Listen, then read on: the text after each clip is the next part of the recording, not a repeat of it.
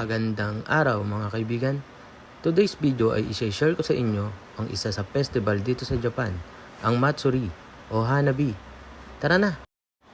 Dito sa Japan ay may tinatawag silang Matsuri, isang festival dito sa Japan kung saan ang mga local Japanese ay nagtitipon-tipon sa isang lugar. Madaming food stall at iba-ibang activity, parang sa atin, piyesta sa Pinas. Hindi din mawawala dito ang mga Filipino foods tulad ng barbecue, halo-halo. At ito na tayo sa pinaka-exciting part.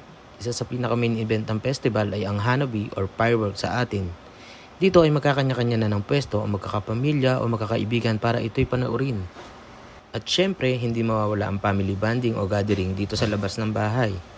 Isa kasi to sa mga araw na hinihintay ng ating mga kababayan dito sa Japan upang makapagsama-sama ang buong pamilya kasi more on trabaho talaga dito. Kasi Lunes na naman bukas. Hanggang sa muli mga kaibigan. Salamat!